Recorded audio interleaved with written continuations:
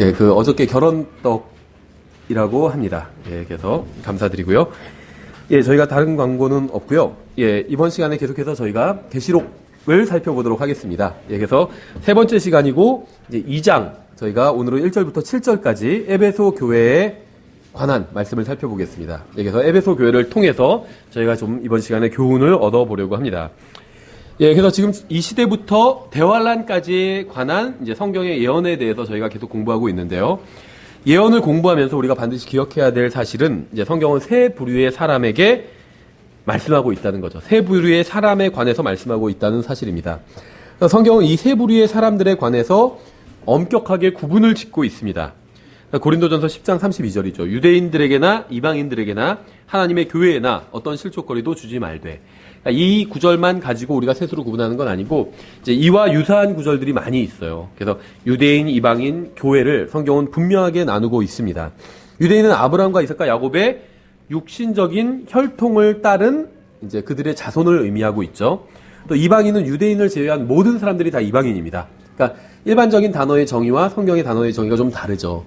우리가 이방인이라고 하면 우리를 제외한 사람들을 말하지만 성경에서 말씀하시는 이방인은 유대인을 제외한 모든 사람들이 이방인이라고 볼 수가 있습니다.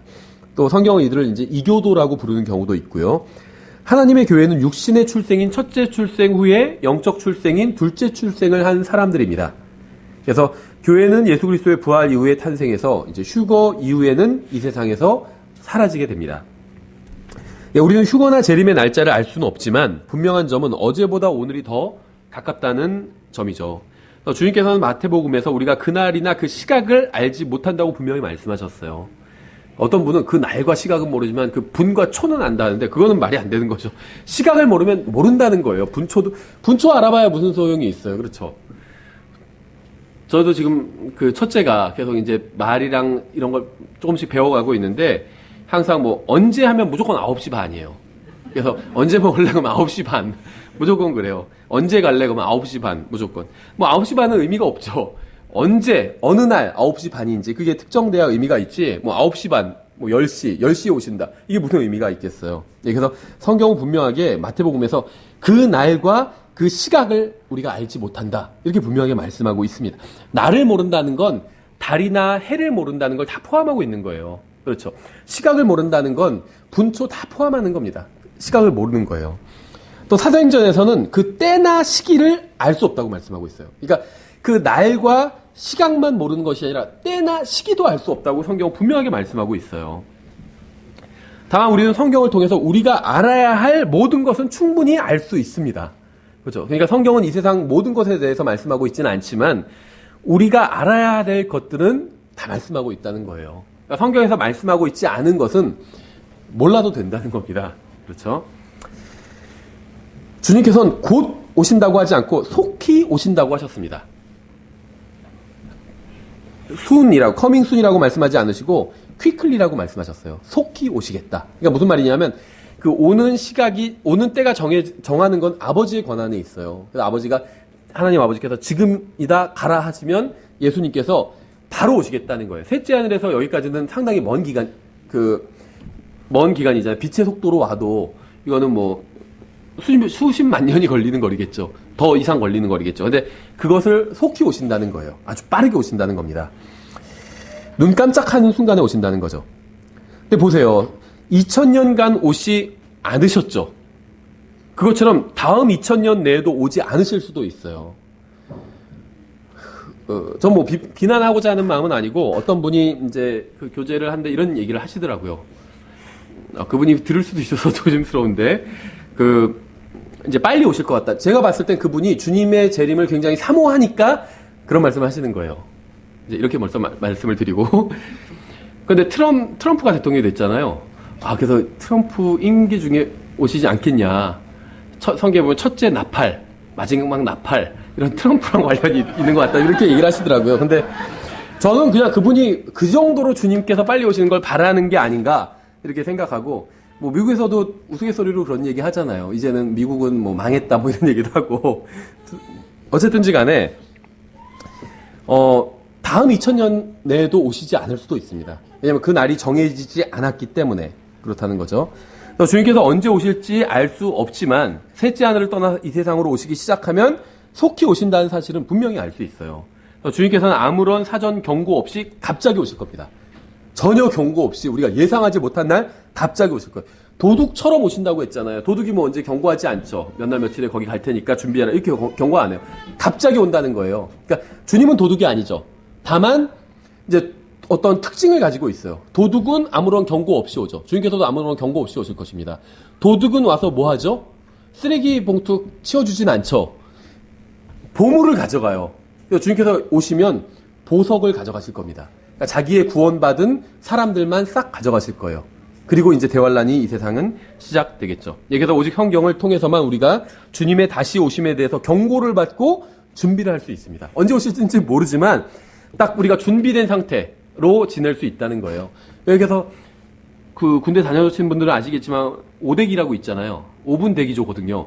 5분 대기조는요, 다 군화까지 신고 완전 무장을 하고 있어요. 쉴 때도. 그리고 그 상태로 침상에 누워있고 그 상태로 쉬어요. 그래서 바로 비상 상황이 떨어지면 바로 출동을 하거든요. 그게 이제 5분 대기조예요. 그러니까 그리스도인의 삶이 그런 삶이 돼야 된다니까. 5분 대기조 같은. 언제 오실지 모르기 때문에. 이해를 위해서 우리가 계시록 1장 17절부터 20절을 보면, 오늘은 이제 2장을 볼 거지만 1장 17절에 내가 그분을 볼 때 죽은 자같이 그분의 발 앞에 쓰러지니 그분께서 오른손을 내 위에 얹으시며 내게 이르시되 두려워하지 말라. 나는 처음이요 마지막이니 나는 살아있는 자라. 전에 죽었으나 보라 내가 영원 무궁토록 살아있노라. 아멘. 또한 내가 지옥과 사망의 열쇠들을 가지고 있노라. 내가 본 것들과 지금 있는 것들과 이후에 있을 것들을 기록할지니 내가 본 내 오른손에 있는 7별과 7근 등잔대의 신비라. 7별은 7교회의 천사들이요 내가 본 7 등잔대는 7 교회니라. 그래서 1장 19절이 이제 계시록의 기초를 이루는 구절이라고 말씀을 드렸죠. 이제 이것을 근거로 계시록을 나누게 됩니다. 요한이 이제 이미 본 것, 예수님이죠. 예수님이 나타나신 장면. 그 다음에 이제 지금 있는 것들은 이제 2장부터 3장의 교회 시대를 의미하게 됩니다. 요한 자체가 교회 시대에 속한 사람이기 때문에 이제 이후에 있을 일들은 이제 4장 이후에 이제 대환란을 의미하게 됩니다. 예수님은 창조주 하나님이시기 때문에 그분은 처음과 마지막이 되십니다. 그분 전에는 아무도 없었고 후에도 아무도 없을 겁니다. 1장의 내용은 본 것이고 2장부터 3장의 내용은 지금 있는 것들이고 이제 4장부터 22장의 내용은 이후에 있을 것들입니다. 그 2장과 3장에는 이제 승리하기도 하고 또 패배하기도 하고 또 능력을 가지고 있기도 하고 무능하기도 한 7개의 교회가 등장합니다. 그러니까 각각의 장단점을 지닌 교회들이 등장해요. 물론 이제 그 중에 빌라델비아 교회처럼 전혀 단점이 없었던 교회도 있지만 이제 보통 교회들은 장점도 있고 단점도 있죠. 이 7교회는 1세기 당시에 실존했던 교회이기도 했지만 동시에 교회사 전체의 모습을 보여주는 교회이기도 합니다. 우리가 예언을 공부하면서 가장 먼저 살펴봐야 될 것은 대환란이나 천년왕국처럼 교회와 직접적인 연관이 없는 예언이 아니라 교회사 전체의 모습을 예언하고 있는 7교회에 관한 말씀이에요. 그렇죠. 대환란이나 천년왕국은요, 우리와 직접적인 관련은 없어요. 일단은. 관련이 아예 없는 건 아니지만 우리와 직접적인 관련은 없어요. 그런데 이 교회 시대는 우리와 관련이 있죠. 그래서 계시록에서 우리와 직접적인 모두 다 관련은 있지만 이제 직접적인 관련이 있는 부분을 꼽아와라 하면 바로 2장부터 3장까지입니다. 이 교회에게 주시는 말씀이에요. 그래서 7교회에 관한 말씀은 7교회에만 적용되는 것이 아니라 사도시대부터 휴거까지 존재하는 모든 교회에 적용이 됩니다. 왜냐하면 2장을 보시면 2장 29절에 이렇게 말씀하고 있어요. 귀 있는 자는 성령께서 교회들의 말씀하시는 것을 들을지어다. 그러니까 귀 있는 자가 누구죠? 모든 사람이잖아요. 귀 없는 사람 없잖아요. 모든 사람이죠. 그러니까 모든 사람이 성령께서 교회들에게, 지금 2장과 3장의 내용은 성령님께서 교회에게 하시는 말씀이죠. 귀가 있는 모든 사람은 성령님께서 교회에게 하시는 말씀을 들으래요. 그러니까 우리는 성령님께서 교회에게 하시는 말씀을 들어야 합니다. 그렇죠? 따라서 구원받은 모든 사람들은 성령님께서 교회들에게 하시는 말씀을 들어야만 합니다. 성령님께서는 이 서신들을 특정한 한 교회에만 주신 것이 아니라 모든 교회에 주셨어요. 특히 계시록이 종말에 관한 예언서라는 점을 생각해 본다면 유대인과 계시록은 모든 것에 대한 종말을 담고 있죠. 특히 인류의 종말을 담고 있는데 인류는 세 부류로 나눌 수 있다고 말씀드렸죠. 유대인, 이방인, 교회 이렇게 나눌 수가 있죠. 근데 계시록에 보면 유대인들의 종말, 그 끝이 나와 있고 어떻게 되는지, 이방인들의 종말도 나와 있어요. 어떻게 이방인들이 정리가 되는지. 그런데 교회에 관한 종말이 없어요. 4장부터 보시면. 그렇죠. 왜 없냐 하면 바로 2장부터 3장이 교회에 관한 예언이기 때문입니다. 계시록은 이방인과 유대인과 교회에 관한 예언을 다 다루고 있어요. 근데 특히 2장부터 3장이 교회에 관한 예언을 다루고 있다. 이렇게 보시면 됩니다. 그래서 3장 이후에는 교회가 아예 언급되지도 않는 것도 이 2장과 3장에서 교회에 관해서 충분히 이미 다뤘기 때문에 언급하고 있지 않다고 볼 수가 있습니다. 성경에서 7은 완성을 상징하는 수입니다. 따라서 7교회에 관한 말씀이 교회사 전체에 관한 말씀이자 이제 교회에 관한 예언이라고 볼 수가 있습니다. 이 에베소서나 골로새서를 에베소 교회나 골로새 교회만 적용하지 않죠. 그렇죠. 에베소서를 읽으면서 이건 에베소 교회의 이야기다 이렇게 생각하지 않아요. 구원받은 모든 사람들에게 적용합니다. 그래서 마찬가지로 계시록 2장과 3장에 나온 7교회에 보낸 이 편지도 이 7교회에만 적용하는 것으로 제한하는 것은 적절하지 않다는 거예요. 에베소서나 갈라디아서나 골로새서나 이런 특정한 교회에 보낸 편지를 모든 그리스도인들에게 교리적으로 적용하고 영적으로도 적용하는 것처럼 이 7교회에게 보낸 편지도 모든 그리스도인들에게 영적으로 적용해야 된다는 거예요. 어떤 교회는 우리 교회는 뭐 빌라델비아 교회다. 다른 교회들은 다 라우디게아 교회고 우리 교회는 빌라델비아 교회다. 이렇게 생각하는 교회도 있는데 그렇지가 않아요. 이 라우디게아 교회에 관한 말씀이건 빌라델비아 교회에 관한 말씀이건 모든 교회에 관한 말씀은 교회에 다 적용해야 됩니다. 왜냐하면 교회는 한 몸이기 때문에 교회에 관한 말씀은 다 적용해야 된다는 거예요. 그렇죠? 특히 1세기 경에는 이 7교회만 있었던 게 아닙니다. 7교회 외에도 더 교회들이 있었는데 우리가 이제 성경을 통해서 확인할 수 있는 것도 예를 들면 골로새서 1장 2절을 보면 골로새 교회가 나와요. 그러니까 당연히 그래서 골로새서가 존재하는 거죠. 골로새에 있는 교회에게 보낸 편지이기 때문에. 또 골로새서 4장 13절에 보면 이 라오디게아에 있는 교회와 히에라폴리스에 있는 교회에 대한 언급이 나옵니다. 그래서 라오디게아에 있는 교회에 대해서는 3장에서 편지가 나오잖아요, 계시록. 그런데 히에라폴리스에 있는 교회에 대한 편지는 없죠. 그러니까 편지를 받지는 못했지만 분명히 실존했던 교회들이 있다는 겁니다. 사도행전 20장에 보면 드로아에도 교회가 있었어요. 그러니까 1세기 경에는 이 계시록 2장부터 3장에 나온 7교회만 있었던 것이 아니라 제가 방금 언급한 골로새 교회, 히에라폴리스 교회, 드로아 교회 등 다른 여러 교회들이 존재했던 거죠. 그리고 당연히 안디옥 교회도 있었죠. 여러 교회들이 있었습니다. 이들도 동시대에 인접 지역에 존재했던 교회들이었지만 서신을 받지 못했어요. 그렇죠? 따라서 7교회는 그들 교회가 갖는 특징으로 인해서 그들에게 보내는 서신이 성경에 기록되도록 선정되었다고 우리가 볼 수 있습니다. 그러니까 이 7개의 교회가 어떤 교회사 2000년간의 교회의 모습을 전형적으로 드러내주는 교회라고 보시면 돼요. 그러니까 중요해서 선정된 것이 아니라 그런 모습을 드러내기 때문에 이 편지를 통해서 우리가 교훈을 얻을 수 있기 때문에 이 7개의 교회를 성령님께서 선택하셨다. 이렇게 보시면 됩니다. 어떤 사람들은 7교회에 보내는 서신을 교회사 전체에 적용하는 것을 반대하기도 합니다. 근데 말씀드린 것처럼 우리는 교회가 한 몸이라는 점을 항상 기억해야 돼요. 그래서 따라서 몸의 한 부분에게 하시는 말씀은 몸의 다른 부분에게도 해당된다고 봐야 됩니다. 그렇죠. 대장 내시경 한다고 해서 대장에 대해서만 의사가 얘기한다고 해서 난 그거랑 상관없네. 이렇게 생각할 수는 없잖아요. 내 뇌는 대장이랑 상관없네. 이렇게 생각할 수는 없어요. 다 관련이 있어요. 교회는 한 몸이기 때문에 대장에 관한 말씀이라도 우리가 그걸 기억해야 돼요. 그렇죠. 나의 몸이기 때문에 다. 7교회에 보내는 7서신은 4가지로 적용할 수가 있습니다. 첫 번째는 이제 지역 교회에 적용할 수 있어요. 이 1세기경에 그 교회들에게만 적용하는 것이 아니라 지금 이 세상에 존재하는 모든 예수 그리스도의 교회에 지역 교회들에 적용할 수가 있습니다. 두 번째는 지역 교회에 속한 개인들에게 또 적용할 수가 있어요. 왜냐하면 성도들의 모임이 교회잖아요. 그러니까 성도들이 교회거든요, 곧. 그래서 교회에게 주시는 말씀이기 때문에 우리 교회 전체에게도 적용할 수가 있고 우리 개개인들에게도 적용할 수가 있다는 거죠. 세 번째는 비슷한데 어느 지역에 어느 시대에 사는 한 사람의 영적 상태를 점검하는데 또 이 말씀을 사용할 수가 있습니다. 그러니까 우리가 누군가의 나 자신을 포함해서 영적 상태를 점검하고자 한다면 이 7교회에게 주시는 서신을 가지고 점검해 볼 수가 있다는 거죠. 또 네 번째는 예언적으로 교회 전체의 역사에 이제 적용할 수 있습니다. 그래서 교회사 전체를 이 7교회에 관한 말씀으로 적용해 볼 수가 있다는 겁니다. 그래서 이 서신들에는 교회를 향한 명령과 책망과 또 말씀에 순종하는 자들에게 약속된 축복의 말씀이 담겨 있습니다.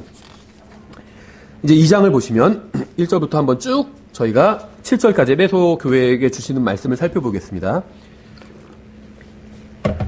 2장 1절에 에베소 교회의 천사에게 쓰라. 우리가 지난 시간에 이제 목요일에 공부를 했는데 이 7 교회에게 보내는 편지는 천사에게 보낸 거예요, 기본적으로. 어떤 분은 이 천사가 목사라고 해석하는 분들도 있는데 말도 안 되는 해석이죠. 거리가 멀죠. 오히려 천사와 목사는. 예. 천사에게 보낸 편지예요. 성경에 보면 마태복음 18장에 한 개인의 천사가 있어요. 어린아이들에 대해서 말씀하시면서 그들의 천사가 왕자 앞에서 아버지를 뵙느니라 이런 말씀이 있잖아요.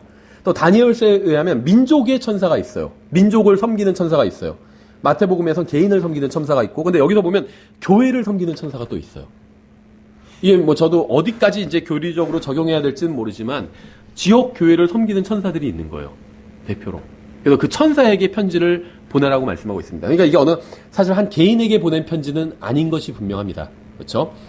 오른손에 7별을 붙잡고 있는 오른손에 7별을 붙잡고 있느니 곧 7근 등잔대의 한 가운데를 거니는 이가 이것들을 말한다. 지금 등잔대가 하나하나가 다 교회라고 말씀드렸죠. 우리가 지난 시간에 봤지만 구약 출애굽기에 나오는 등잔대는 대가 하나고 가지가 7개인데 계시록에 나오는 등잔대는 달라요. 다 대가 하나씩 개별적이에요. 왜냐하면 지역교회는 개별적이기 때문에 개별적입니다. 근데 예수님께서는 그 등잔대 사이를 거닐고 계시대요. 그러니까 교회들 사이에서 역사하고 계신 거죠. 내가 내 행위와 수고와 인내와 또 내가 악한 자들을 용납하지 못함을 아노니 스스로 사도라고 말하나 사도가 아닌 자들을 내가 시험하여 그들이 거짓말하는 자들임을 알아내었으며 또 참고 인내하며 내 이름을 위해 수고하고 낙심하지 아니하였느니라. 이 말씀은 모든 지역교회와 지역교회를 구성하고 있는 개인들에게 적용할 수 있습니다. 첫째, 주님께서는 모든 성도들의 행위를 알고 계신대요. 내가 내 행위를 알고 있다 이렇게 말씀하고 있죠. 누가 주님을 섬기고 있는지 알고 계시다는 겁니다. 두 번째는 주님은 성도들의 수고도 알고 계시다고 말씀하고 있어요. 일하면서도 수고하지 않을 수도 있습니다. 그러니까 행위는 일은 그냥 일이에요. 근데 수고는 이제 어떤 열심과 어떤 그 노력이 들어간 게 수고라고 보시면 됩니다. 그러니까 어려운 걸 이겨내는 게 수고라고 보시면 돼요. 그러니까 일하면서 쉬운 일도 있죠. 이건 그냥 일이에요. 수고는 아니라는 거죠. 그러니까 일하면서도 수고하지 않을 수도 있습니다. 수고는 힘든 일을 열심히 하는 게 이제 수고예요. 그래서 예를 들면 똑같이 일해도 땀을 흘릴 수도 있고 안 흘릴 수도 있죠. 안 흘리면 수고하지 않은 거예요. 예를 들면. 근데 땀을 흘릴 정도로 열심히 하면 그건 수고한 겁니다. 이제 이런 차이가 있다고 보시면 돼요. 일과 수고 사이에는. 에베소 교회 성도들은 단순히 쉬운 일만 한 것이 아니라 어려운 일도 열심히 했습니다. 수고를 했어요. 그러니까 우리가 예배를 드리는 것을 영어로는 뭐라고 부르는지 아시죠? 서비스라고 불러요. 근데 서비스라는 건 누구를 섬기는 게 서비스잖아요. 근데 이게 서비스라고 부르는 거예요, 영어로는. 그러니까 어떻게 보면 좀 민망한 표현입니다. 그러니까 영어 표현 중에 이 교회에서, 기독교에서 사용하는 표현 중에 민망한 것들이 있는데 저는 이 예배도 좀 민망하다고 생각해요. 보통 예배를 월십이라고 하는 데도 있지만 경배라고 하는 데도 있지만 서비스라고 하는 데가 더 많아요, 일반적으로는.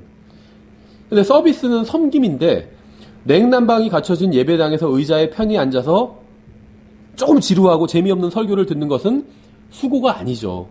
섬김이 아니에요, 어떤 의미에서는. 그렇죠. 그러니까 우리는 주님을 위해서 일할 뿐 아니라 수고해야 합니다. 쉬운 일만이 아니라 어려운 일도 해야 합니다. 또 주님은 그들의 인내도 알고 계셨습니다. 모든 교회는 인내가 필요해요. 어떤 사람들은 영적으로 굉장히 더디게 성장하기도 합니다. 어떤 일은 수고한 것에 비해서 열매가 굉장히 적게 나오기도 해요. 그렇죠. 뭐 그런 일이 굉장히 많겠죠. 예를 들면 지금 주일학교를 하고 있는데 주일학교 학생들에게 성경을 가르치는 것도 전 마찬가지라고 생각해요. 이게 열매가 금방금방 나타나지 않아요. 학생들이 하나 가르치면 딱 알아듣고 바로 회개하고 막 바로 그렇게 하지 않아요. 어른들도 못하는데 그렇게 아이들이 어떻게 하겠어요. 근데 먼 훗날을 바라보면서 씨를 뿌리는 거거든요. 물을 주고. 금방 자라진 못해도 나중에 지금 이렇게 조금씩 계속해서 이 가르치는 하나님의 말씀이 누적되면 분명히 이것이 이 아이를 바른 길로 인도할 것이다. 이런 기대를 갖고 주일학교에서 수고하는 거겠죠. 그러니까 주일학교도 준비하고 뭐하고 하려면 시간이 걸려요. 하지만 먼 훗날을 보고 정말 수고하는 것이죠. 인내를 가지고 하는 거예요. 인내가 없다면 학생들을 가르치거나 어떤 양육하는 일을 할 수가 없겠죠. 저도 부모가 되고 나니까 정말 가장 필요한 덕목 중에 하나가 바로 이 인내라는 거를 깨닫게 되더라고요. 아무리 가르쳐줘도 이게 뭐 금방 해결되지 않아요. 계속해서 반복해서 가르쳐야 되고 또 시간이 필요하고 오랜 세월이 필요하고 인내가 필요하다는 거죠. 그래서 모든 지역교회는 인내가 있어야 됩니다. 어떤 사람들 영적으로 굉장히 더디게 성장하고 있기 때문에 또 열매가 더디게 나오는 경우도 많고 어떤 기도는 즉시 응답받기도 하지만 오랜 세월이 지나고서야 응답받는 기도도 있습니다. 우리는 구원받은 사람들과 구원받지 못한 사람들 모두에 대해서 인내해야 합니다. 심지어 경우에 따라서는 하나님에 대해서도 인내해야 하는 경우도 있어요. 기다려야 된다는 거예요, 하나님을. 우리가 생각하는 것처럼 하나님께서 빨리빨리 막 일하시지 않는 것처럼 보이는 경우도 너무나도 많이 있기 때문에 에베소 교회는 인내하는 교회였습니다. 참고 기다릴 줄 아는 교회였어요. 그들은 무엇인가 잘 되지 않는다고 해서 구원받지 못한 사람들에게 화를 내지도 않았고 또 서로 간에 형제자매들이 화를 내지도 않았고 하나님께도 화를 내지 않았습니다. 그렇죠? 그들은 인내할 줄 알았습니다. 감사한 점은 하나님께서도 우리를 향해서 인내하고 계시다는 거예요. 사실은 생각해 보세요. 우리가 신앙생활하다 답답할 때가 있죠. 하나님께서 좀 이걸 이렇게 착착착착 해주시면 좀 더 신앙생활을 착착착착 잘해갈 것 같은데 왜 이런 거 안 해주실까? 답답하다. 근데 어쩔 수 없으니까 그냥 참고 기다려야겠다. 이런 경우가 있어요. 그렇죠? 그러니까 우리 딴에는 우리가 하나님을 좀 참아주고 있다. 이렇게 생각할 때가 있는데 사실은 하나님께서 우리를 보시면 얼마나 답답하겠어요. 우리가 다른 누구를 보는 것보다 하나님께서 우리를 보실 때 훨씬 더 답답하실 거예요. 그렇죠. 우리가 어린아이들을 보면 답답할 때가 있잖아요. 하나님께서 우리와 비교할 수 없을 정도로 수준이 높으신 분인데 그분이 우리를 보시면 얼마나 답답하시겠어요. 우리를 향해서 오랫동안 인내해주고 계시다는 거죠. 그래서 하나님께서 인내하시는 것처럼 하나님의 백성들도 이제 인내하는 법을 배워야 됩니다. 그래서 신앙이 성숙해 갈수록 더 인내할 수 있게 됩니다. 성숙하지 못할수록 인내하지 못하게 돼요. 그러니까 신앙의 척도가 저는 뭐 다른 거 없다고 생각합니다. 단순히 성경 구절을 몇 구절 더 많이 외우고 관련 구절 뭐 착착착착 빨리 인용하고 이건 머리가 좋은 거지 신앙의 성숙과는 관련이 없어요. 거의 제가 봤을 때는 머리가 좋은 거고 좋은 겁니다. 그건 분명히 관련 구절을 빨리 찾을 수 있고 그건 나쁜 점은 아니죠. 좋은 점이죠. 근데 신앙의 성숙은 아닐 수 있다는 거예요. 신앙의 성숙은 하나님에 대해서 다른 사람에 대해서 이런 상황에 대해서 참을 수 있는 거예요. 인내할 수 있고 얼마나 인내할 수 있느냐. 특히 다른 형제 자매들을 얼마나 참아줄 수 있느냐. 여기서 신앙의 성숙이 드러나게 된다는 거죠. 그 다음에 내가 악한 자들을 용납하지 못함을 아노니 에베소 교회는 악에 대해 굉장히 단호했습니다. 악을 대적하지 않는 교회는 아무런 목적이 없는 교회예요. 악을 대적해야 됩니다. 바르게 되기 위해서는 잘못하지 말아야 되죠. 그렇죠. 선을 택하기 위해서는 악을 대적해야 됩니다. 에베소 교회는 주님을 위해서 일하고 수고하고 인내할 뿐 아니라 악한 자들을 용납하지 않는 교회였어요. 스스로 사도라고 말하나 사도가 아닌 자들을 내가 시험하여 그들이 거짓말하는 자들임을 알아내었으며 에베소 교회는 모든 사람이 하는 모든 말을 다 믿지 않았습니다.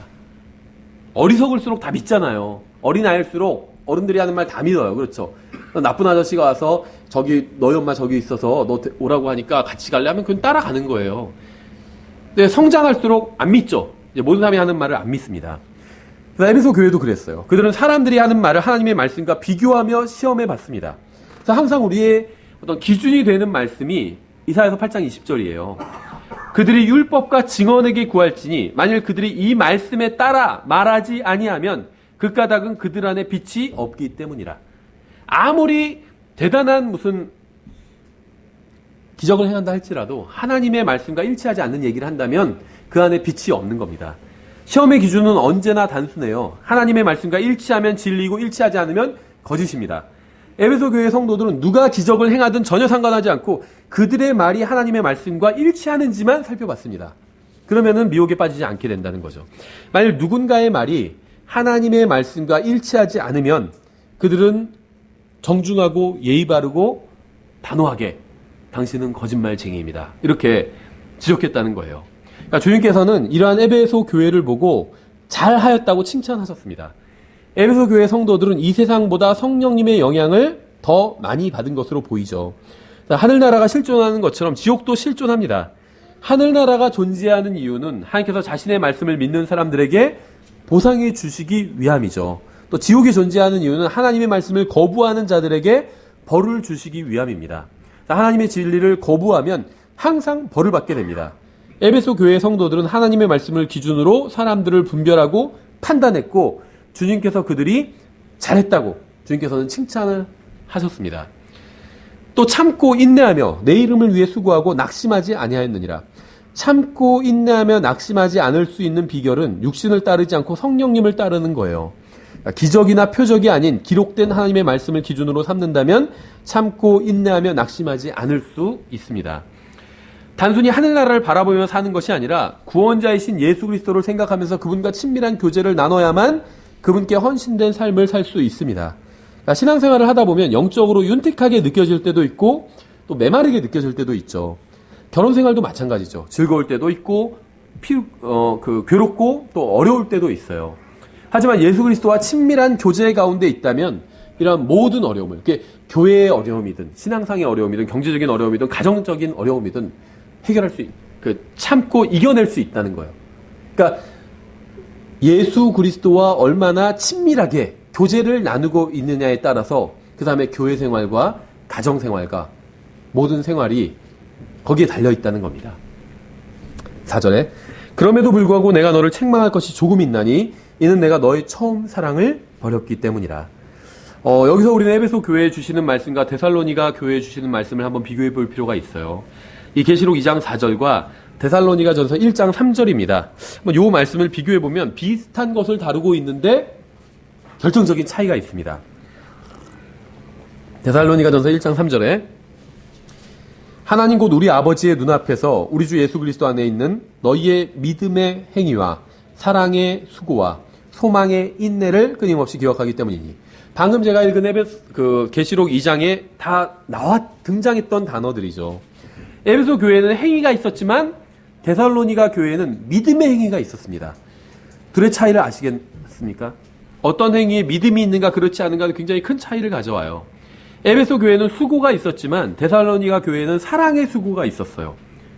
이 둘 사이의 차이는 대단한 거죠. 모든 수고의 동기는 사랑이어야만 합니다. 에베소 교회는 인내가 있었지만 데살로니가 교회는 소망의 인내가 있었습니다. 에베소 교회 성도들에게는 행위가 있었고 수고도 있었고 소망도 있었지만 믿음과 사랑과 소망은 잃어버렸어요. 믿음, 사랑, 소망 어디서 많이 듣던 거죠. 가장 기독교의 본질적인 거예요. 독립침례교회에서는 착각하는 것 같아요. 기독교의 본질적인 거니까 킹제임 성경, 전천년주의 막 이런 거 생각하는데 물론 그런 거 중요한 겁니다. 그런데 기독교의 본질적인 건 믿음과 사랑과 소망이에요. 킹제임 성경이 왜 존재하겠어요? 믿음, 사랑, 소망 이런 걸 가르치려고 존재하는 거예요. 그냥 킹제임 성경 자체를 위해서 존재하는 것이 아니라 그렇죠.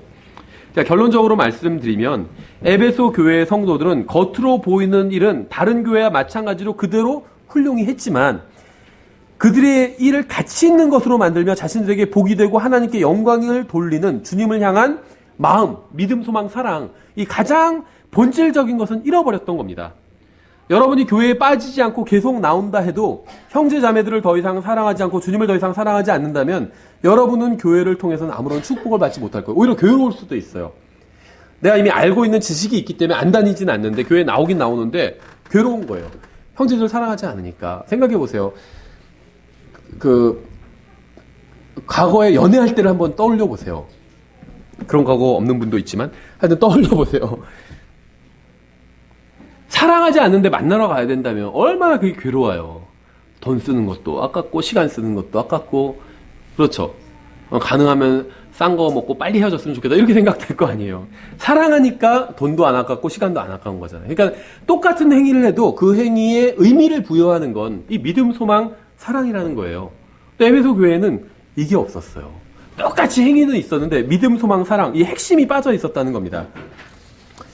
옳은 일이기 때문에 복음을 전하는 것도 좋은 일이긴 하지만 혼들을 사랑하는 마음이 없다면 그건 핵심을 놓치고 있는 겁니다. 우리에게는 단순히 진리만 필요한 것이 아니라 진리를 사랑하는 마음도 필요해요. 진리는 가지고 있어요. 킹제임 성경 하나님의 말씀이 진리잖아요. 킹제임 성경을 다 가지고 있어요. 그렇다고 해서 우리가 모든 게 다 해결되는 건 아니잖아요. 뭐가 있어야 되죠?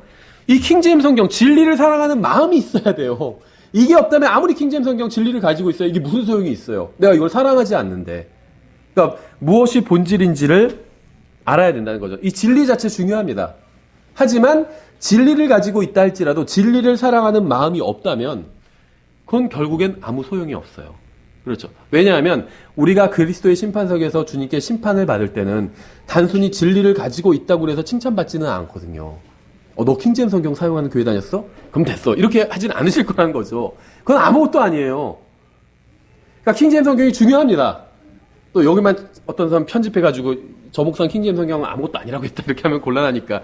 킹제임스 성경은 중요해요.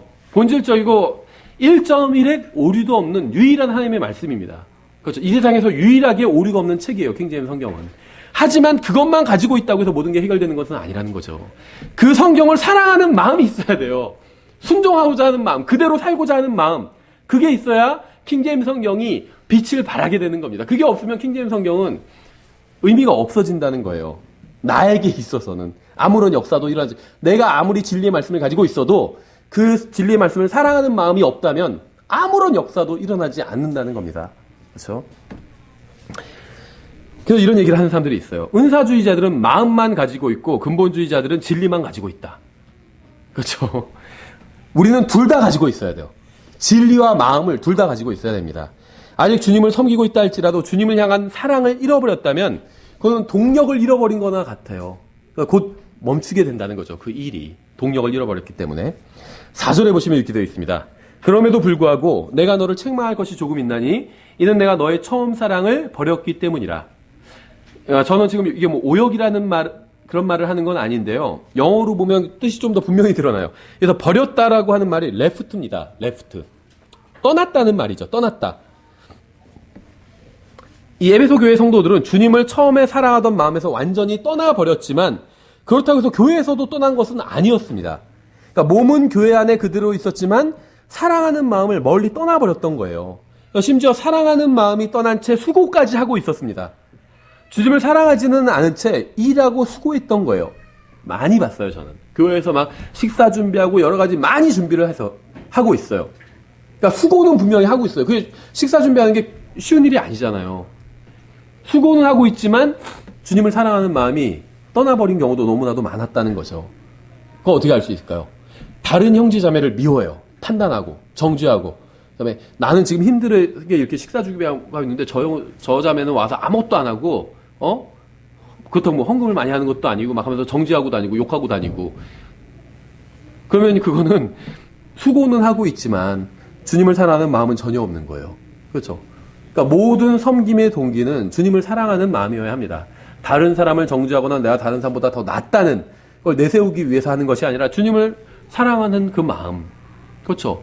저 사람이 아무것도 안 해도 주님의 자녀가 먹으니까 내가 그걸 기쁘게 생각하는 거예요.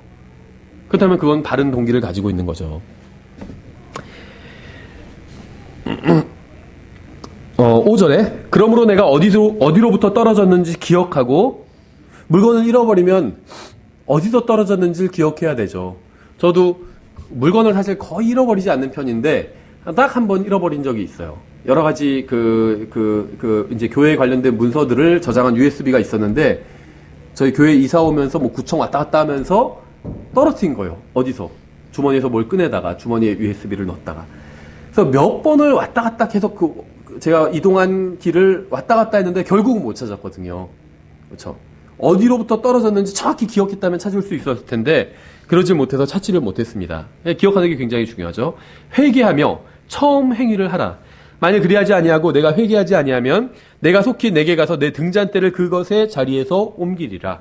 그러나 내게 이것이 있으니 곧 내가 니고라당의 행위를 미워하는도다. 나도 그것을 미워하노라. 여기서도 이제 책망과 칭찬이 공존합니다.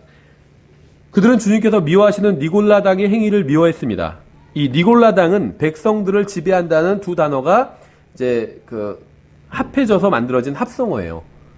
니골라당이란 말이 이 백성을 지배한다는 이 두 단어에서 나온 말입니다. 예를 들면 가톨릭 교회의 교황과 사제들은 평신도들을 지배하고 있어요. 그렇죠? 이럴 뿐 아니라 성직자와 평신도를 나누고 구분하는 모든 교단들은 니골라당의 행위를 실행하고 있는 것입니다. 어떤 분들은 목사 제도가 있는 교회는 니골라당에 속한 교회다 이렇게 얘기하시는 분들도 있는데 목사는 성경에 나오잖아요. 분명히. 그러니까 성경에 나오는 걸 실행하는 건 죄가 아니죠. 근데 성경에 안 나오는 어떤 성직자 계급을 실행하는 교회가 니골라당의 교리를 실행하고 있는 것입니다. 신약 성경에는 성직자들이 평신도들을 지배한다는 교리가 없습니다. 성경 진리의 핵심은 하나님을 사랑하는 데 있어요. 하나님을 사랑하는 마음이 동기가 되어 일하고 수고하고 섬겨야 됩니다. 그런데 하나님을 사랑하는 마음이 사라지면 사람들을 바라보게 되고 사람을 섬기고 숭배하게 됩니다. 그렇죠? 그러니까 모든 종교는 예수 그리스도보다 인간을 더 높이고 사랑하고 섬기고 숭배합니다. 그러니까 인간의 내면에는 가장 높은 신을 숭배하고자 하는 마음이 있어요. 하나님께서 모든 인간의 중심에 그러한 마음을 심어 두셨습니다. 그러니까 예수님이 바로 가장 높은 신이라는 사실을 깨닫고 마음과 혼과 힘과 생각을 다해서 그분을 사랑하고 섬기면 죄와 지옥으로부터 구원받을 뿐 아니라 모든 거짓과 이단과 마귀의 속임수로부터도 구원받게 됩니다. 그러니까 마음과 힘과 생각과 혼을 다해서 예수님을 섬기고 그분과 교제를 나누는 것이 모든 죄와 미혹으로부터 지켜주는 확실한 안전지대입니다. 하지만 예수님을 향한 첫사랑을 잃어버리게 되면 무엇인가가 와서 그 자리를 차지하게 됩니다.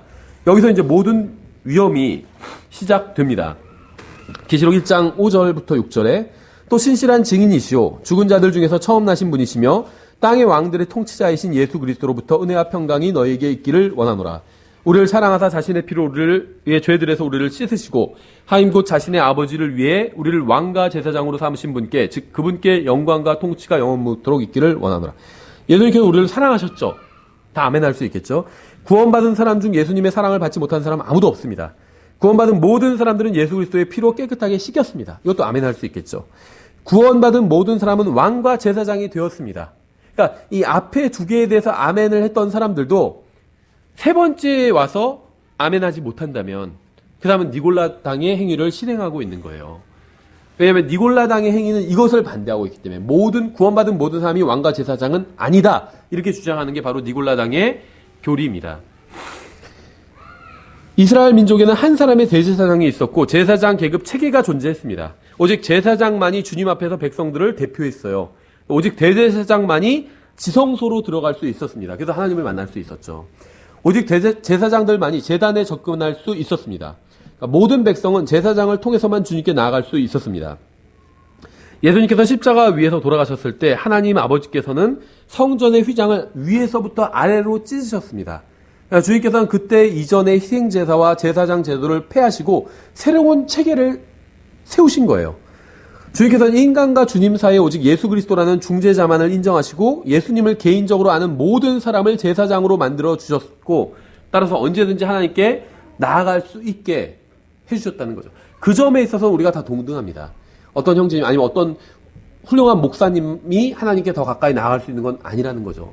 예수님을 믿는 사람들은 다 동등하게 언제 어디서나 원하면 하나님께 나아갈 수 있는 특권을 다 부여받았다는 겁니다. 다 동등한 지위의 제사장이기 때문에 누구는 더 많이 통치할 수 있게 되겠죠. 그러니까 왕으로서 받는 통치의 권력은 달라질 수 있지만 제사장으로서 받은 이 특권은 다 똑같다는 거예요. 누구는 주님을 열심히 섬기는 사람은 더 많이 통치할 수 있겠죠. 5 마을을 도시를 통치하는 사람도 있겠죠. 하지만 제사장은 이라는 점은 동일하다는 거예요. 어떤 사람이 더 열심히 섬겼다고 해서 더 주님 앞에 가까이 나갈 수 있는 건 아니라는 겁니다. 오히려 전혀 열심히 섬기지 않은 사람도 원하기만 한다면 주님 코앞까지 나갈 수 있다는 거예요. 그게 바로 예수님께서 십자가에서 해주신 일의 결과죠. 여기서 잠시 계시록에 기록된 예언을 이해하기 위해서 천년왕국에 관한 3가지 견해를 잠깐 언급을 하겠습니다. 우리가 이제 종말론을 다루니까 첫째는 이제 전천년주의죠. 이 견해는 천년왕국이 세워지기 전에 먼저 예수님께서 재림하셔서 모든 것을 바로 잡으신다는 겁니다. 온 세상이 엉망진창이 돼 있는 상태인데 예수님께서 재림하셔서 다 그걸 싹 정리하시고 바로 잡으시고 나서 이제 천년왕국 시작하신다. 이게 전천년주의고 우리가 이제 믿고 있는 겁니다. 둘째는 후천년주의인데 이것은 인간이 모든 것을 바로 잡아서 살기 좋은 지상 낙원이 되면 예수님께서 이제 괜찮네 하고 오셔서 재림하신다는 거예요. 말도 안 되는 거죠. 근데 이 견해가 1차 대전 이전까지는 인기가 있었어요. 왜냐하면 점점 과학기술이 산업혁명 이후에 막 발달했잖아요. 그래서 정말 이런 이론이 맞는 것처럼 보였습니다. 세상이 막 살기 좋아지고 사람이 노동하지 않아도 길가 막 알아서 하고 그래서 더 살기 좋은 곳으로 된다고 생각해서 이 후천년주의가 인기를 얻었지만 1차 대전 지나고 특히 2차 대전 지나고는 완전히 이 이론이 박살나버려요. 살기 좋은 곳은커녕 더 지옥 같은 곳이 막 돼버렸죠. 과학기술이 발전하면서. 그래서 이 이론을 믿는 사람들은 아주 소수만 남게 됩니다. 셋째는 무천년주의인데 계시록에 보면 주님께서는 6번에 걸쳐서 천년왕국에 대해서 말씀하시고 있죠. 1000년간 통치하리라 이렇게 6번에 걸쳐서 말씀하고 있는데 그렇게 말씀하신 것은 사실은 아무런 의미가 없는 말씀이다. 이렇게 생각하는 게 무천년주의예요. 그래서 천년왕국 같은 건 존재하지 않는다. 이 이론에 의하면 주님께서는 아무런 의미도 없고 실제 일어나지도 않은 일을 성경에 기록하신 것이 됩니다. 잘못된 이론이죠. 만일 구원받은 모든 사람이 주님의 말씀에 순종해서 오직 주님을 사랑하는 동기로 하나님을 섬기고 형제자매를 섬기고 구원받지 않은 사람들도 자신들의 죄를 억제해서 의로운 삶을 산다면 주님께서 다시 오셔도 아무것도 바로잡으실 필요가 없다는 이 후천년주의가 맞을 수도 있겠죠. 하지만 대부분의 사람들이 하나님께서 미워하시는 니골라당의 행위를 실행했습니다. 잘못된 것들을 실행했어요. 구원받지 않은 사람들은 말할 것도 없고 구원받은 사람들도 죄를 지으면서 살고 있는데 어떻게 이 세상에 문제가 안 생기고 더 좋은 게 될 수가 있겠어요. 그럼 불가능하죠. 주님께서 예언하신 대로 진리를 떠나 배교하는 일이 벌어졌고 주님께서 미리 말씀하신 것처럼 교회는 완전히 부패해버렸습니다. 교회라고 하면 세상 사람들이 와, 참 훌륭한 곳이다 이렇게 생각하지 않아요. 나쁜 생각만 하죠. 이상한 짓 하고 자기네 이기적이고 막 이런 나쁜 생각만 합니다. 그 정도로 부패해버렸어요, 교회가. 이제는 기독교로 포장되어 있는 껍데기만 남았을 뿐이에요. 예수님 사랑한다 그러고 하지만 실제로는 전혀 사랑하지도 않고, 그렇죠. 껍데기만 남은 거예요. 근데 제가 지금 항상 강조하지만 이 껍데기, 종교만 남아버린 거예요. 기독교라는 이름에. 근데 이게요, 지금 무슨 뭐 다른 이단이나 카톨릭이나 무슨 배교한 무슨 장로교회나 개신교 이런 데 얘기만 하는 게 아닙니다. 예수님과 실제적인 친밀한 교제가 없으면요, 바른 성경을 보고 바른 교리를 배우고 바른 실행을 하면서 헌신한다 할지라도 그건 종교예요. 껍데기만 남은 거예요. 예수님과 실제적인 교제가 없다면. 그렇죠. 아무리 킹제임 성경 보고 바른 교리를 배우고 나와서 복음 전하고 헌금 많이 하고 매일 모여서 교제 나누고 하면 뭐예요? 예수님과의 교제가 없다면 그건 그냥 세상 종교 중에 하나에 불과합니다. 의미가 없어진다는 거예요. 예수님과의 교제, 개인적인 교제, 여기서부터 이제 모든 것이 시작됩니다.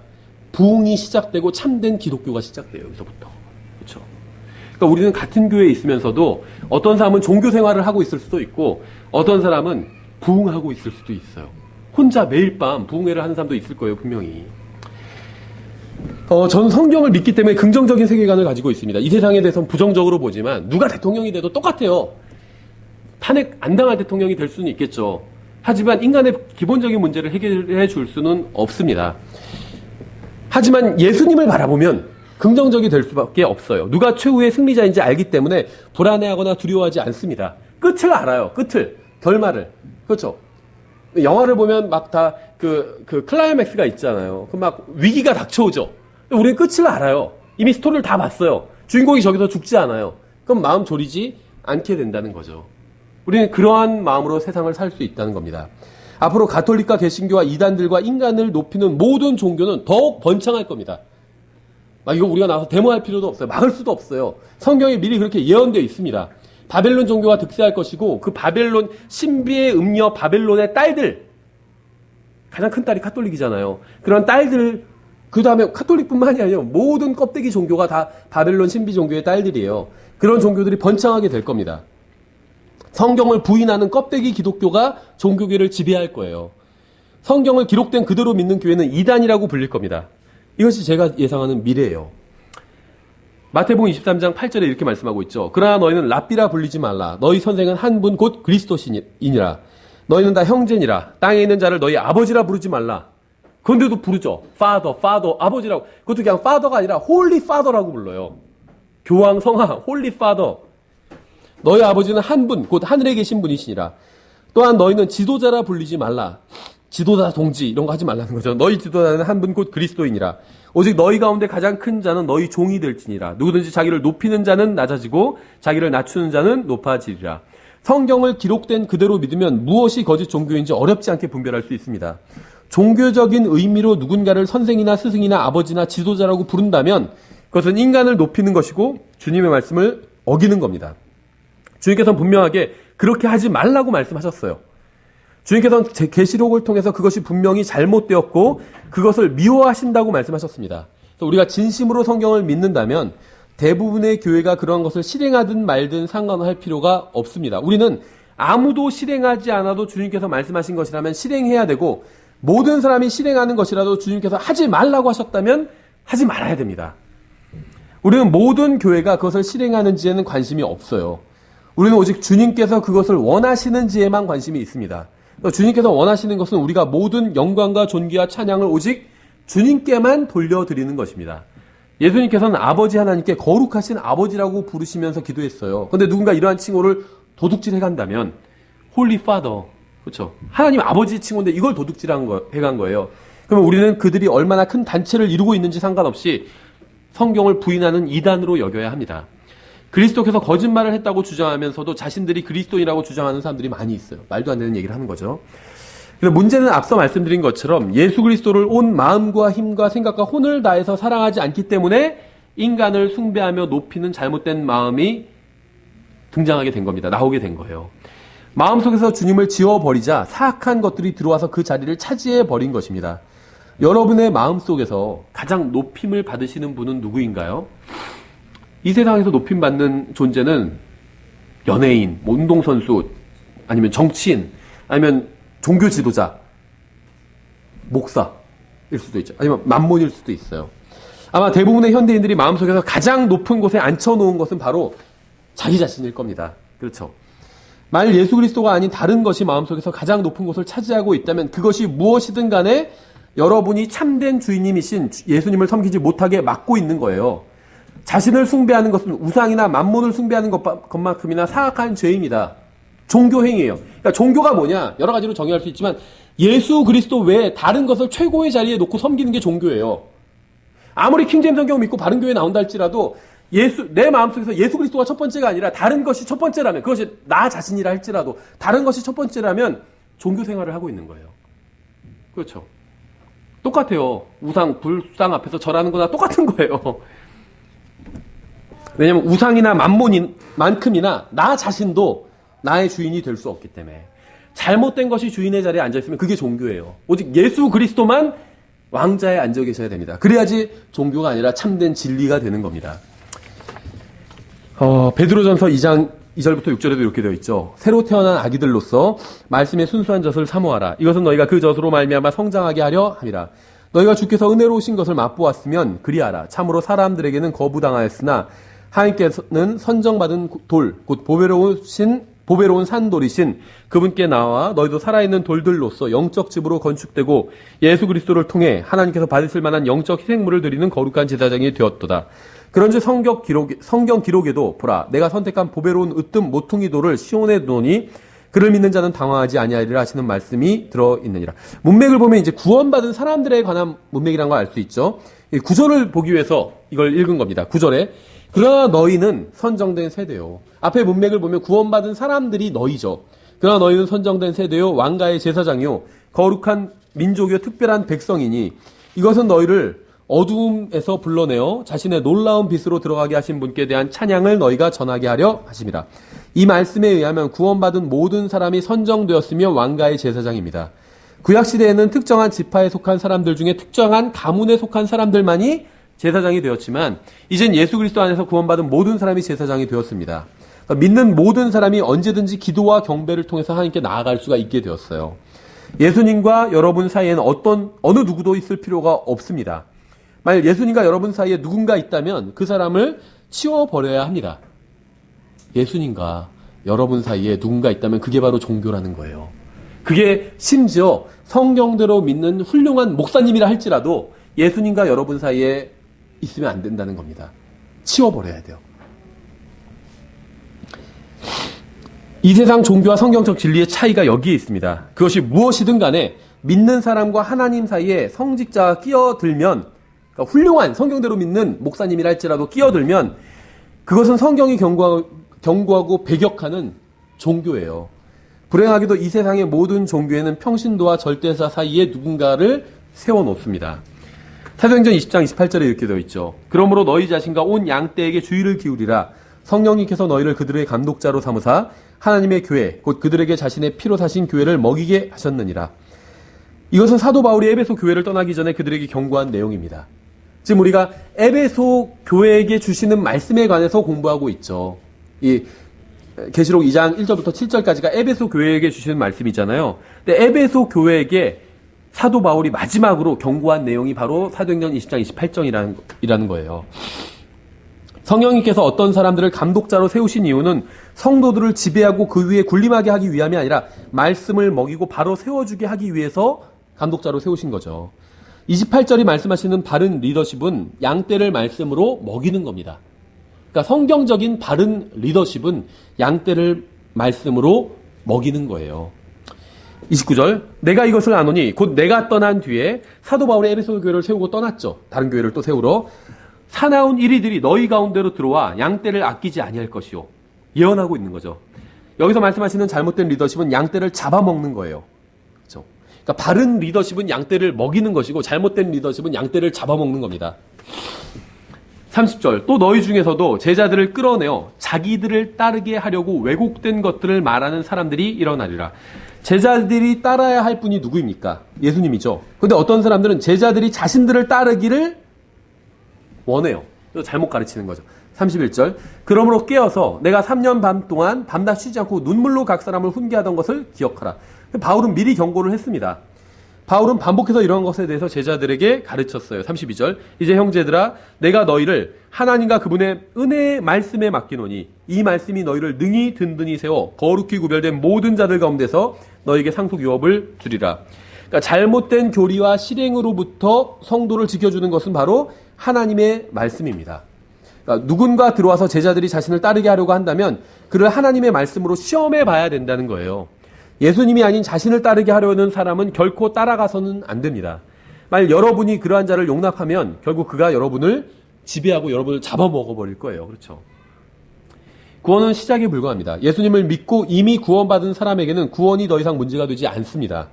문제는 성경을 기록된 그대로 믿느냐 아니면 다른 사람이 하는 말을 믿느냐예요. 이것이 항상 이제 문제의 핵심입니다.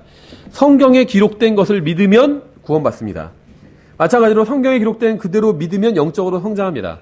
하지만 하나님의 말씀보다 인간의 말을 더 믿게 되면 거기서 영적 성장은 멈추고 영적 퇴보가 시작됩니다. 하나님의 말씀을 끝까지 붙든다면 결국 아무도 흔들지 못하게 될 겁니다. 우리는 모든 것을 하나님의 말씀으로 판단해 봐야 돼요. 다른 교회나 다른 사람들이 믿는 교리를 함부로 판단하고 정죄해서는 안 된다고 주장하는 사람들이 있습니다. 그런데 판단해야 돼요. 그렇죠? 함부로 정죄하면 안 되지 판단은 해야 됩니다. 다른 사람, 다른 교회가 무엇을 믿나, 어떤 교리가 바른 교리인가 판단해야 됩니다. 그냥 판단하지 않고는 살 수가 없어요. 과일을 구매할 때도 썩었는지 아닌지 판단하죠. 그렇죠? 그래서 하나씩 막 골라서 담는 경우가 있잖아요. 썩었는지 아닌지 보고 판단하는 거잖아. 썩었나? 아니구나. 담고 썩었구나. 거르고 판단해야 되잖아요. 그러니까 하물며 이 세상에서 하찮은 결정을 내릴 때에도 과일을 구매하는 건 어떻게 보면 하찮은 일이잖아요. 하찮은 결정을 내릴 때도 판단을 하는데 이런 혼의 복락에 영향을 끼치는 중요한 일에 관해서 판단하지 않는다면 그것처럼 어리석은 일이 또 없다는 거죠. 이제 마지막으로 에베소 교회에 관해 그 한 말씀만 더 살펴보겠습니다. 마가복음 16장 14절부터 18절에 이제 사도들의 표적에 관한 이야기가 나옵니다. 마가복음 16장 14절, 그 뒤에 11 제자가 음식 앞에 앉아 있었을 때 그분께서 그들에게 나타나사 그들이 믿지 아니하는 것과 마음이 강팍한 것을 꾸짖으시니 이는 그분께서 일어나신 뒤에 그분을 본 자들의 말을 그들이 믿지 아니하였기 때문이더라. 그분께서 그들에게 이르시되 너희는 온 세상에 가서 모든 창조물에게 복음을 선포하라. 믿고 침례를 받는 자는 구원을 받으려니와 믿지 않는 자는 정죄를 받으리라. 믿는 자들에게는 이런 표적들이 따르리니 곧 내 이름으로 그들이 마귀들을 내쫓으며 새 언어들로 말하며 뱀들을 집어올리며 어떤 치명적인 것을 마실지라도 해를 받지 아니하며 병든 사람에게 안수하면 그들이 나으리라 하시더라. 여기서 말씀하시는 표적들은 11사도에게 주어진 표적입니다. 고린도서 12장 12절에서 이렇게 말씀하죠. 진실로 내가 너희 가운데서 모든 인내와 표적들과 이적들과 능한 행위들로 사도들의 표적들을 행하였노라. 성경은 사도의 표적이 있다고 분명히 말씀하고 있어요. 고린도전서 12장 28절에서 이렇게 말씀해요. 하나님께서 교회 안에 며칠 세우셨는데 첫째는 사도요, 둘째는 대언자요, 셋째는 교사들이요. 목사 겸 교사죠. 그 다음은 기적들이요. 그 다음은 병 고치는 선물들과 돕는 것들과 다스리는 것들과 여러 가지 타원어들이라. 그러니까 하나님께서 처음에 교회를, 초대교회를 세우실 때 사도, 대언자, 교사를 세우시고 기적들, 병 고치는 선물들, 다음에 뭐 여러 가지 타원어들을 세우셨다는 거죠. 근데 초대교회는 사도와 대언자와 교사들이 있었고 기적들과 병 고치는 선물들과 돕는 것과 다스리는 것들과 타원어들이 있었습니다. 그런데 에베소서 4장 11절부터 12절을 보면 좀 달라져요. 그분께서 더러는 사도로, 더러는 대언자로, 더러는 복음 전도자로, 더러는 목사 겸 교사로 주셨으니 이것은 성도들을 완전하게 하고 섬기는 일을 하게 하며 그리스도의 몸을 세우게 하려 하심이라. 고린도전서 12장의 본문과 에베소서 4장의 본문을 비교해 보면 성도들을 완전하게 하고 그리스도의 몸을 세우는 일에서는 기적들과 병 고치는 선물들과 타원어들이 빠진 것을 볼 수 있습니다. 왜냐하면 성도들을 완전하게 하고 교회를 세우는 일은 표적이나 기적과 관련이 있지 않고 하나님의 말씀을 제대로 가르치고 말씀을 먹이는 것과 관련이 있기 때문에, 그래서 사도 바울이 에베소 교회에 대해서 걱정을 했지만 말씀에 맡기고 가겠다 이렇게 했잖아요. 말씀이 성도들을 지켜주고 세워줄 수 있기 때문에. 에베소 교회에게 주신 경고의 말씀은 무엇이었을까요? 만약 누군가가 와서 기적을 행하며 자신이 사도라고 주장을 하면서 자신을 따르라고 한다면 하나님의 말씀과 그의 말을 비교해보고 판단해보라는 거예요. 그의 말과 하나님의 말씀이 일치하지 않으면 아무리 대단한 기적을 행한다 할지라도 그는 거짓 사도일 뿐입니다. 그러한 자는 거짓말쟁이라고 부르며 교회에서 쫓아내야 한다는 것이에요. 예언은 미리 기록된 역사입니다. 그러니까 예수님을 사랑하며 계속 성경을 붙드는 사람들이 있습니다. 예수님을 더 이상 사랑하지 않고 하나님의 말씀을 버리는 사람들도 있어요. 입술로는 예수님을 부르지만 그들이 진정으로 의지하고 높이고 따르는 것은 인간입니다. 주님께서는 이러한 일이 일어날 것이라고 정확히 예언하셨습니다. 목사와 성경 교사가 해야 할 일은 바로 성도들이 계속해서 하나님의 말씀에 붙어 있도록 하는 것입니다. 성도들이 더 이상 사람을 의지하지 않고 예수님만 의지하며 그분만을 높이게 하는 것. 이게 목사 또 성경 교사가 해야 될 일이라는 거예요. 계시록 2장 5절부터 7절에 그러므로 내가 어디서부터 떨어졌는지 기억하고 회개하며 처음 행위를 하라. 만약 그리하지 아니하고 내가 회개하지 아니하면 내가 속히 내게 가서 내 등잔대를 그것의 자리에서 옮기리라. 그러나 내게 이것이 있으니 곧 내가 니골라당의 행위를 미워하는도다. 나도 그것을 미워하노라. 귀 있는 자는 성령께서 교회들의 말씀하시는 것을 들을지어다. 이기는 자에게는 내가 하나님의 낙원 한가운데 있는 생명나무에서 나는 것을 주어 먹게 하리라. 에베소 교회는 하나님의 경고를 듣지 않았고 결국 사라져 버렸습니다. 에베소 교회가 있던 지역은 현재 무슬림이 지배하는 지역이 되어버렸어요. 그러니까 주님께서 촛대를 옮겨버리신 거죠. 에베소 교회가 니골라당의 행위를 미워하고 거부한 것은 잘했지만 주님에 대한 사랑을 회복하지 못해서 결국 실패했습니다. 특별한 가운을 입는다고 해서 거룩해지지 않아요. 오직 하나님의 말씀을 따를 때에만 거룩해질 수 있습니다. 우리가 주님의 말씀을 따르고 예수 그리스도를 사랑하는 마음을 잃어버리지 않는다면 우리는 이 세상에서 얼마나 많은 돈을 버는지와 상관없이 성공한 인생을 살 수 있게 될 것입니다. 그래서 에베소 교회에게 주시는 말씀을 우리 자신에게 적용해보고 이 말씀에 우리 자신을 비춰본다면 우리가 큰 유익을 얻을 수 있을 것이라고 생각을 합니다. 계속해서 다음 시간에 또 이어서 그 다음 교회에 주시는 말씀을 살펴보도록